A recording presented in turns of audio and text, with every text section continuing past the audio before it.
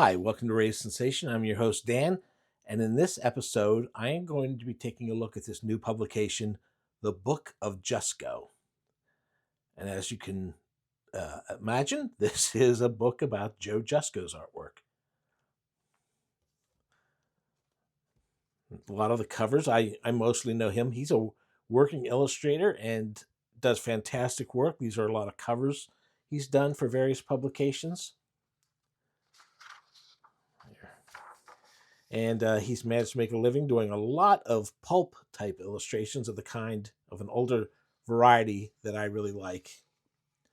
Here is the table of contents. As you can see, there's an introduction and then there's loose chapters. The paintings are done. They have these loose themes: savages, fantasy, horror, science fiction, adventure, heroes, odd jobs, the process. And then one of the things I found the most fun, and I wished maybe they could do a whole publication of more of this stuff, but you'll see what the amateur stuff looks like when we get there. There's the intro. It's dedicated to his wife. Oh, I forgot. I didn't point out there. Did I pass by? So on this, as you can see, it's words by Joe Jusko, edited and designed by Joe Pruitt. There's not a lot of writing in this. It's mostly captions. That's okay. I think that works out in the book's favor. There are a couple places where I wish there was a little more background on a painting, but hey.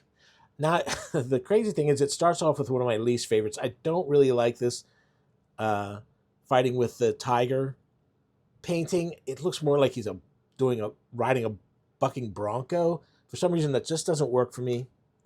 Has nothing to do with the quality of the painting. Just there's something. Occasionally, there's how nitpicky I can be if you've watched a few of my videos. So here's savages. A lot of this is the Edgar Rice Burroughs estate. He's been doing a lot of work with them. They've been doing 100th anniversary republications of a lot of Edgar Rice Burroughs books, and he's been doing covers and illustrations for them. And that works out great. There you go. Look at this. They're a perfect match. That looks like a little bit like Gil Kane.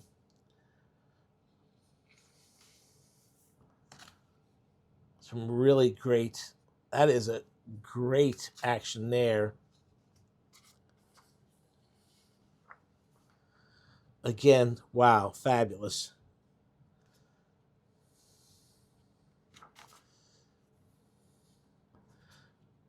Nice pen and ink there.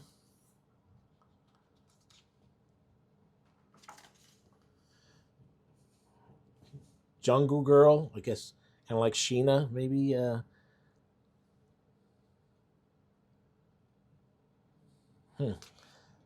Doesn't say what that was done for. This is his homage to Frank Frazetta's designs for the Fire and Ice movie that Frazetta did with Ralph Bakshi.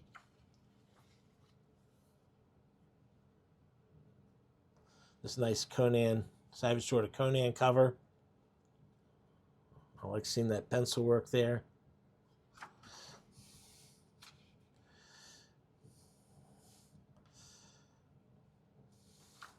Nice. Fans of this channel will know that I love Conan. I love the barbarian stuff.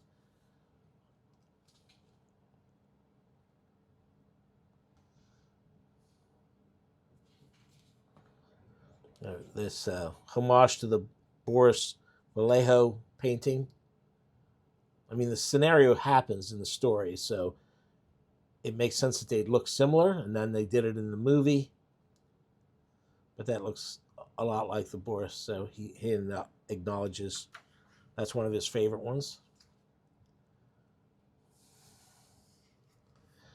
Here's some Red Sonja stuff. I wasn't familiar. I've never seen any of his the trading cards he did. He doesn't really like them. He doesn't feel like this is some of his best work. I would go along with that, but at the same time, it's cool seeing those.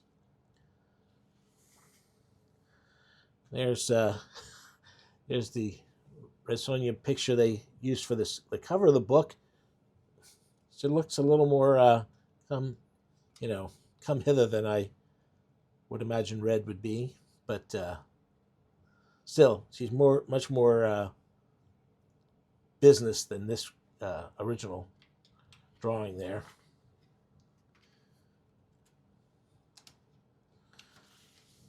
Here we go with fantasy. Wizard of Oz.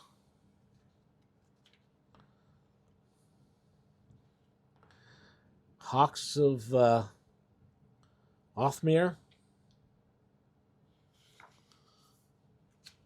Now this, with the woman in peril and all this going on, this is very much like the pulp magazines. Very much. And or even the earliest, those very first dozen or so of the Savage Sword of Conan.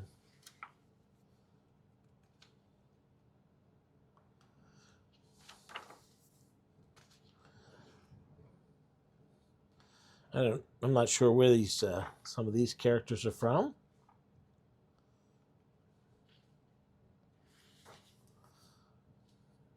There's Rowdy Piper. Roddy Piper, Monster Hunter. Is this a comic or a book? I don't know what he did that cover for. It says it's a book. That's fun. That looks like a lot of fun. Oh, wow. Great. Well, I don't want to go through every single page of this. Of course, I hate to miss out on anything or make you feel like you're not seeing the things that would make you make a decision to buy it or not. But have that. I bought this issue of this is the second edition of Famous Monsters. They did some fill-in numbering. I can't go into it. It's too long a story. Maybe in here it says, but that was a good cover. I bought that issue just for that cover. That's cool. Looks very, these roots and stuff, that looks very Barry Wrightson. Cal McDonald.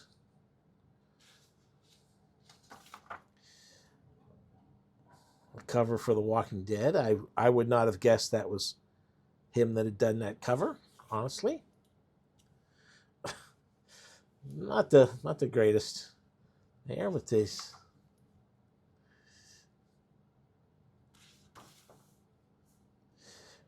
Vampy. I know he gets a lot of work through Dynamite. He does a lot of covers for Dynamite Comics. And I don't pick a lot of that stuff up. So it's nice to have a lot of this work here.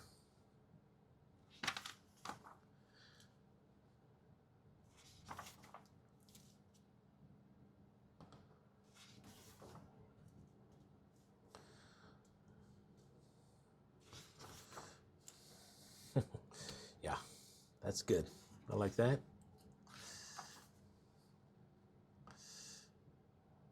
Some other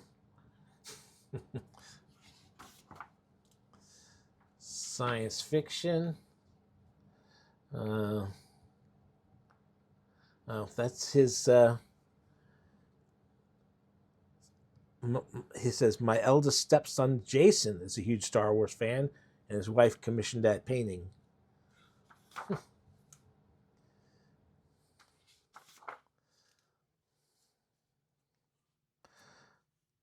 Conspiracy on the Planet of the Apes, a 2011 novel. Did not know that existed. Fun. The thing about this is when these are double page spreads, boy, this is a tight gutter. And it's a little hard to get the full, like Stan Lee's face is pretty hard to read there with that gutter so tight. I mean, it's always hard when you get in these art books how to do the gutters for these double page spreads. I'm not crazy about how some of this is turning out. I can't say that there's, there's other options that are definitely better, but I do like that monster there.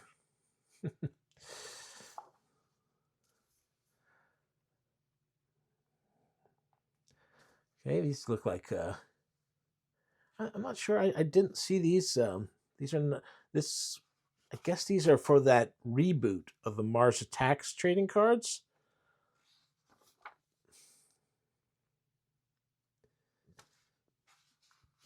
Here's some Warlord of Mars drawings. I can appreciate these. Again, most of this must have been done for Dynamite. The thing about the Dynamite is the covers are usually the most intriguing part. It's not that there's not any good stories in the Dynamite stuff, you know, and some people just love all the pulpy stuff no matter what. I get a little bit burnt out on some of it, and so there is some good stuff done. It's just hard to want to keep up with the Dynamite books. So again, I'm glad they've got this book here, collecting his terrific artwork. Wow.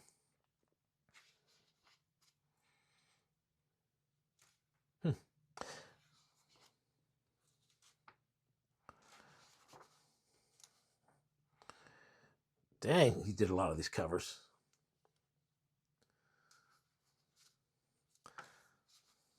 Adventure.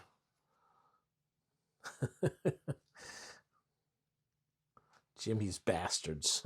Don't know what that's all about. I'll have to look through and see where some of this stuff came from.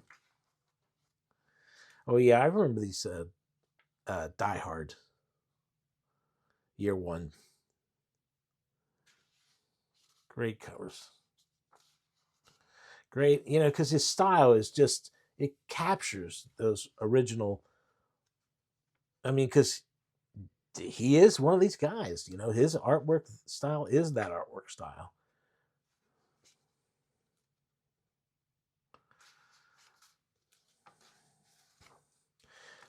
Heroes. You know, I fondly remember reading the Marvel comics in the 60s and early 70s, but I haven't kept up with them, so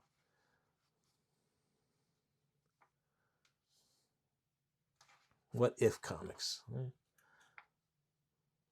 That's a pretty good Hulk there. Avengers.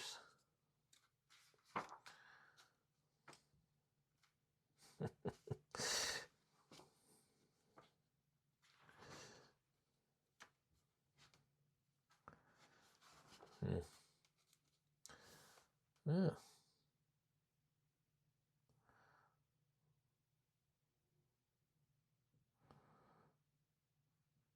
Okay, so these weren't actually done for the these were a commission he did. They weren't actually used on any of the Marvel books. I knew they weren't used for the 12-cent comics because he wasn't doing them back then. But boy, these are some of these are pretty cool.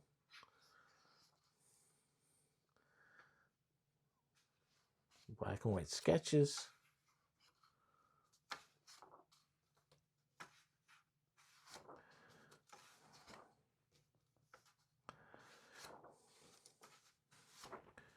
Odd Jobs. What was this? Oh, this is a print he did for a commemorative I Dream of Jeannie event. Oh, there's Barbara Eden herself.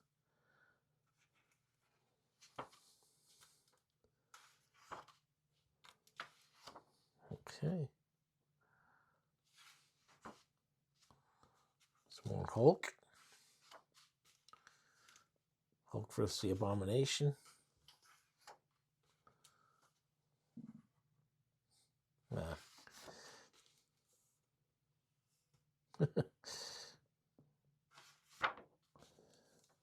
right. The process. So here's a little behind the scenes look at him working on a piece, putting together the various pieces.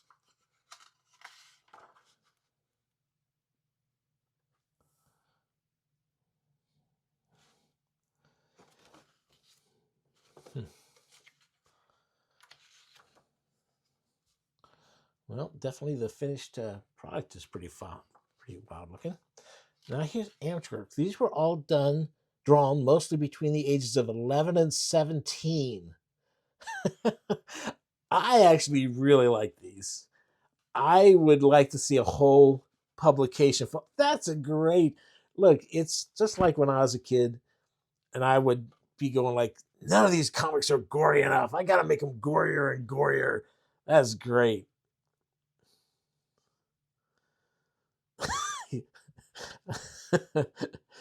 Show this to a child psychologist today. That is great. Uh, I love this stuff. Like I said, I would want to see a whole book filled with this. Joe, if you got it, even if it's a short book.